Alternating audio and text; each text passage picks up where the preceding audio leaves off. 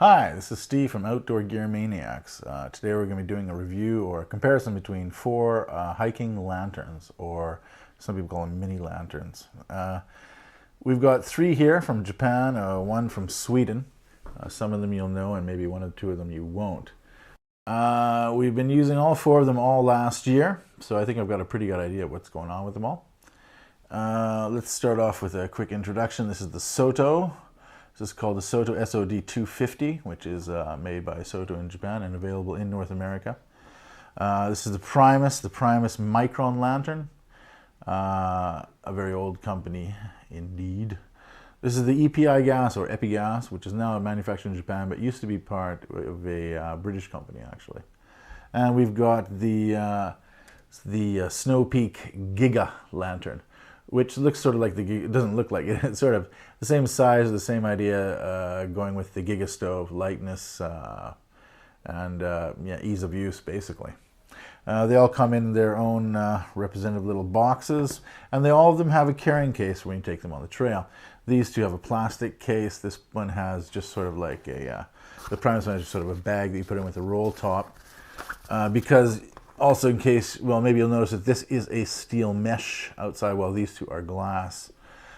This one folds right up, so it's safe, sort of protects its own mantle, and so it's got more of this style of a carrying case, not really a hard case at all.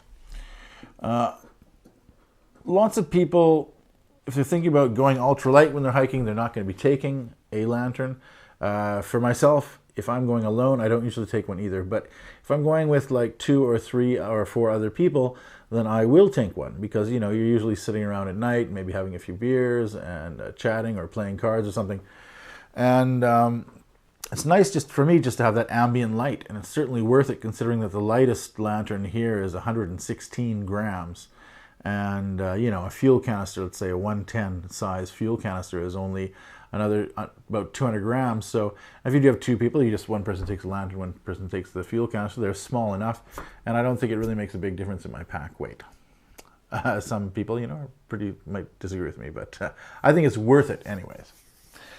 So as I said, we've been trying all of these out. Let's take a quick look at the specs. The EPI gas or Epigas SB Auto is 168 grams, and it'll cost you about $100 in North America.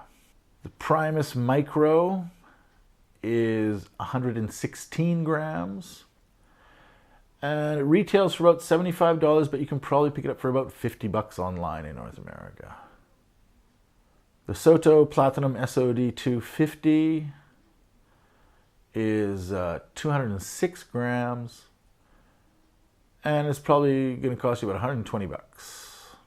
The Snow Peak Giga Power Auto is 133 grams, and it's about $75 in North America. Some things, of course, that you do want to think about when buying a lantern is, of course, brightness. Other than that, of course, the weight of it, how it runs generally, and of course the mantles. These 3 stoves have mantles that you will need to replace because they will just wear out, like a big, larger Coleman style mantle, Coleman lantern mantle style. I found that the Primus and the Giga Power Stove were really, really easy to replace the mantles, whereas the Epigas was a bit of a difficult. I don't think there's anything wrong with the stove itself. The mantle seemed to be a bit large, the opening in the top, and also the mesh itself seems to have sort of larger holes than the other 2 mantles that I did put in. These ones were a breeze. This one took me 8 times to get it right, so I had to buy 8 different mantles. So that might be something to think about. This one has no mantle. It has a mantle, but it's made out of metal inside, so it's not going to break. They've told me that this might wear out after like a very long time of use. And they do sell one separately, so you can, if you do have to replace it, you can replace it quite easily, I think. And I mean, another thing to think about too is lighting, how easy they are to light. Let's try it out right now. So far, this one has been sort of good to go and sometimes not so good to go. The Snow Peak, there you go. That's pretty easy right there. And the Epigas has been really easy to light. No problems at all with that.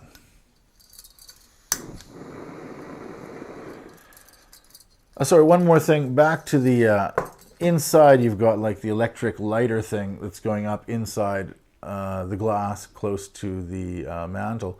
And what we did with this one, at first it wasn't working very well, so we just sort of bent it in just a wee little bit, just maybe like 2 or 3 millimeters close to the mantle, and now it works wonderfly. So we've had absolutely no problems with this. This has been really nice. Just boom, and it's on. The Sota we have had a few problems with. Not really problems, but it takes some getting used to. You open up the gas, and there's another lever on the back as well that controls gas. And so you have to sort of control the gas on the back. You can see I'm adjusting it just with my fingers. And it just takes a while to get heated up, and then you can adjust the gas on the back once again, just until it gets going really well. You can see it's taking quite a long time. It will take quite a while.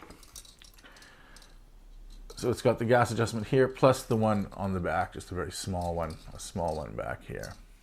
And that, of course, also you can adjust the flame like that as well to adjust your brightness if you want to save fuel by keeping it a bit darker than not full power. Then you can do that as well.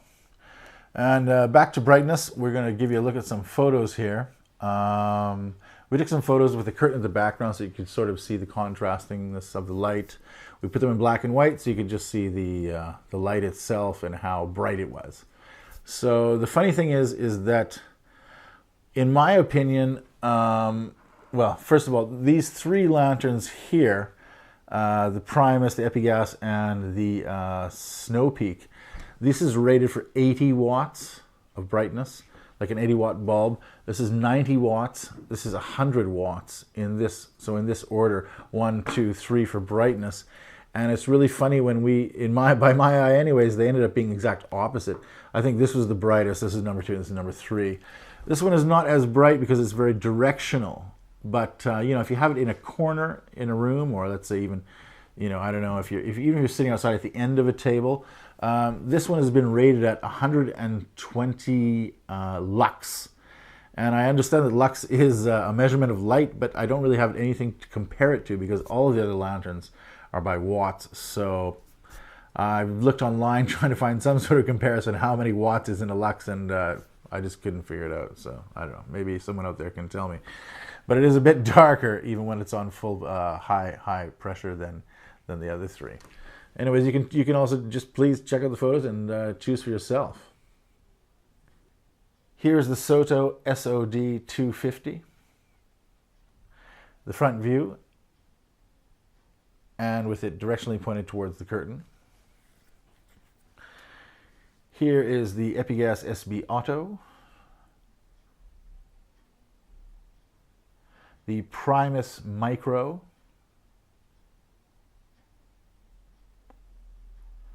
and the Snow Peak Giga Power. And here's a quick look for you of all 4 of them together.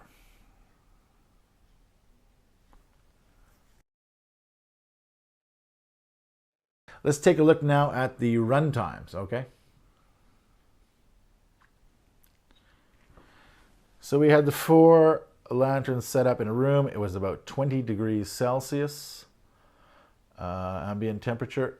We started them all at once, and we just sort of watched them and let them run down through a 110-gram canister. That's probably the smallest canister that you can buy. The Epigas lantern was the first to go at 2 hours and 35 minutes.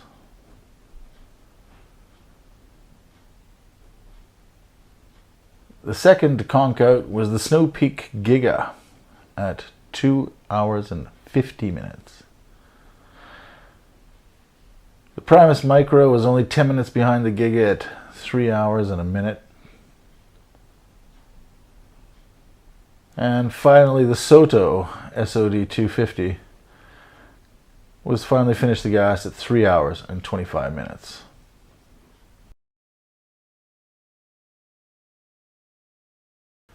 So, one more thing to mention.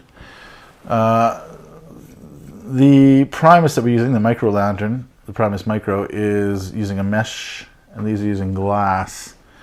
So it's sort of more convenient for me. I don't have to worry about getting smashed up. It's more compact because it fits in the bag instead of a hard box like these ones use. And another thing too is that these two lanterns have something that these lanterns don't, and that is a hanging chain. I mean, it's not such a big deal. I mean, I'm sure you could sort of craft something yourself to hang these from. This one and this one also has one. This has a wire that's really strong and lightweight, but it works really, really well. And it wraps up around the lantern when you're not using it. It's very nice. You know, when you're using a lantern, where you really want it is not really down on the table, but just above eye level. You know, so you can get more light, more space of light out of it. And that's about it. Basically, I just like to put in my last 2 cents. My favorite out of the bunch, they all did really well. My favorite out of the bunch is ta-ta-ta, the Primus micro lantern. Why? Because it is the lightest, the cheapest. It's only $50 in North America. It's pretty crazy. It lights really well. The mantle's easy to take care of. It was really bright even with this metal screen. The metal screen didn't cost me extra. It came with it as I bought it. So you can choose which to buy instead of having to buy this extra. It packs down really small. And yeah, what else do you need? It's also got the hanging loop on it.